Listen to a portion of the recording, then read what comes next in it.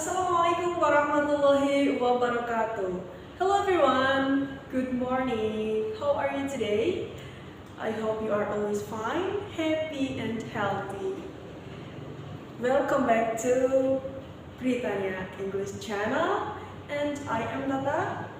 Today we are learning the 8 parts of speech.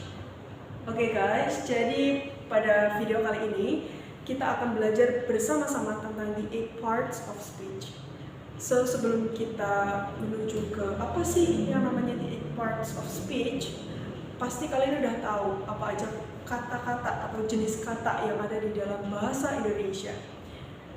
Di bahasa Indonesia itu ada yang namanya kata kerja, ada yang namanya kata sifat, dan juga kata benda.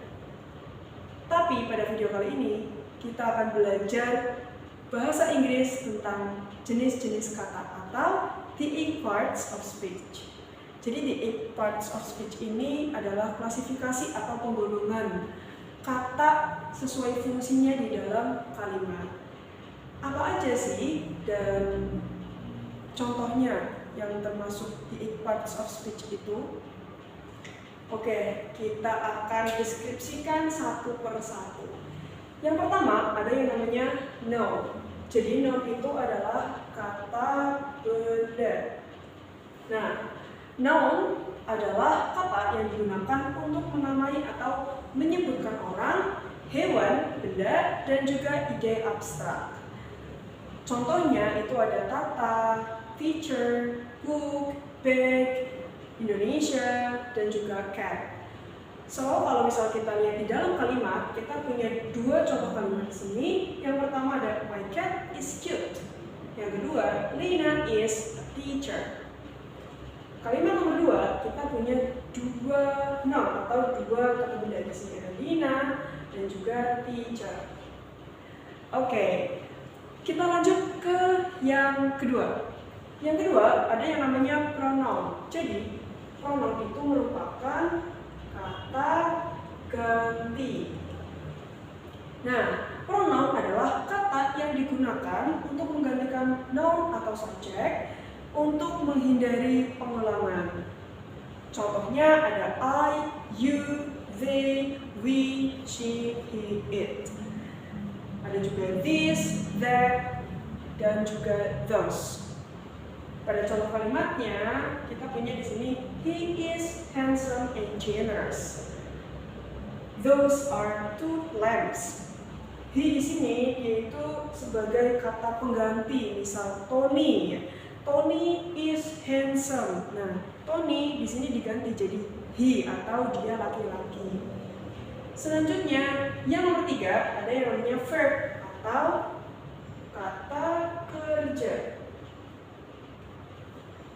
Siapa yang gak asing dengan yang namanya verb atau kata kerja? Verb adalah kata yang digunakan untuk menunjukkan action atau aksi atau state of being atau kondisi atau keadaan pada saat itu. Nah, untuk contohnya itu ada write, walk, think, teach. Contoh kalimatnya kita punya dua di sini. Ada yang pertama, I write the letter.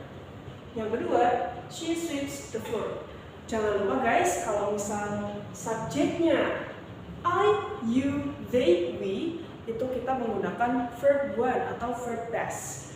Tapi kalau subjeknya she, he, it, dia pasti menggunakan verb s. Oke, kita lanjut ke nomor 4. Nomor 4, kita punya yang namanya adverb. Jadi adverb ini adalah kata keterangan. Nah, kata keterangan atau adverb adalah kata yang digunakan untuk menjelaskan adjective, verb, atau adverb lainnya. Gimana sih contohnya? Contohnya, kita punya di sini ada yesterday, everywhere, always, careful, dan lain sebagainya. Kalau kita masuk ke dalam contoh kalimat, kita punya dua di sini. Yang pertama, I will call you tomorrow. Yang kedua, he drives carefully to avoid accidents. So, kita kita punya yang pertama di kalimat pertama ada tomorrow di sini yang menjelaskan bahwa I will call you, kapan gitu, yang menjelaskan, berarti dia menjawab kapan. Nah yang kedua, he drives carefully to avoid accident. Jadi dia untuk menjelaskan ya, untuk sebagai kata keterangan cara gitu. Dengan cara apa? Dengan cara carefully, hati-hati. Dia menyetir dengan hati-hati untuk menghindari kecelakaan. Yang nomor 5, kita punya yang namanya adjective. So, adjective kalau dalam bahasa Indonesia namanya kata sifat. Oke. Kata sifat. Kata sifat atau adjective adalah kata yang digunakan untuk mendeskripsikan atau menjelaskan noun maupun pronoun. Contoh adjective itu banyak, tapi saya masukkan 4 saja. Ada beautiful, kind, small, cute, bisa juga smart, wise, dan lain sebagainya. Kalau kita masuk ke dalam contoh kalimat, di sini saya punya 2 contoh kalimat. Yang pertama, my mother is a perfectionist person. Perfectionist di sini maksudnya adjective, dia masuk ke kata sifat menjelaskan my mother. Yang kedua, your cat is cute. Siapa yang cute? Your cat. Oke, get it? Nomor 6, ada yang namanya preposition. Nah, preposition ini kalau dalam bahasa Indonesia namanya kata depan. Oke. Preposition atau kata depan adalah kata yang digunakan untuk menunjukkan hubungan noun atau pronoun atau kata lain di dalam kalimat. Contohnya ada in, at, behind, between, on, in the corner, dan lain sebagainya. Kalau kita masuk ke dalam kalimat, kita punya 2 contoh kalimat di sini. My house is located between park and police office. Di sini kita punya between. Jadi rumah saya itu berlokasi di antara park and police office. Jadi untuk nomor 2, I see your book on the table. Di sini kita punya preposition on untuk menjelaskan I see your book gitu. Your book di mana? On the table, di atas meja.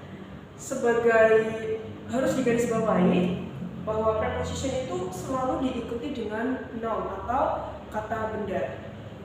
Between, setelah between ada park and police office.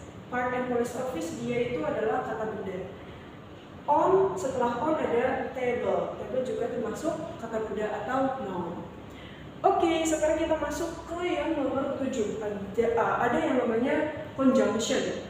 Conjunction itu kalau dalam bahasa Indonesia namanya kata hubung atau kata sambung juga boleh. Jadi conjunction itu adalah kata yang digunakan untuk menyambungkan kata, klausa, frasa, ataupun kalimat. Contohnya itu ada for, and, because, although, both, bla bla bla, and, dan until. Selain itu juga masih ada banyak lagi. But kalau disingkat itu namanya fun voice. For, and, nor, but, or, yet, and so. Contoh kalimatnya kita punya 2 contoh di sini. Yang pertama ada she loves reading, and he enjoys writing. Yang kedua, although she has tired, she finished her homework.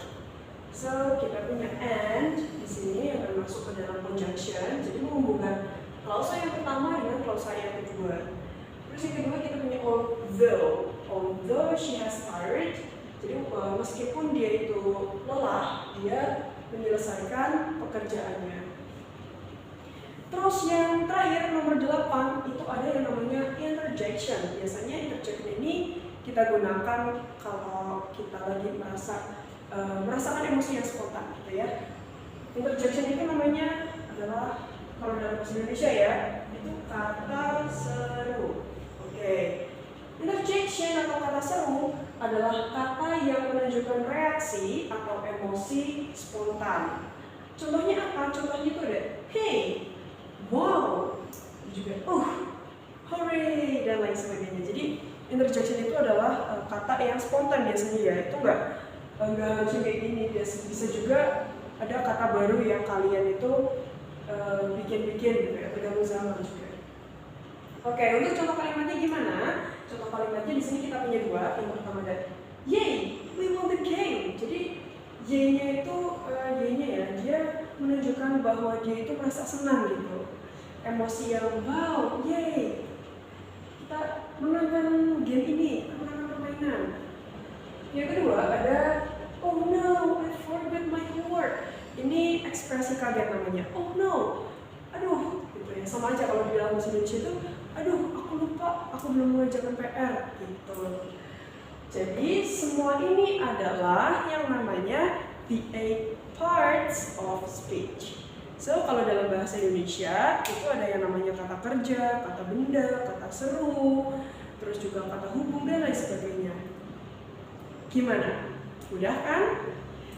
Oke, semoga video ini bermanfaat. Jangan lupa like, comment, and subscribe untuk mengembangkan channel ini. So guys, terima kasih yang udah nonton dan semoga kalian selalu diberikan kesehatan, tetap semangat dan terus belajar. I am Tata, you are always amazing. Have a great day. See you in the next video.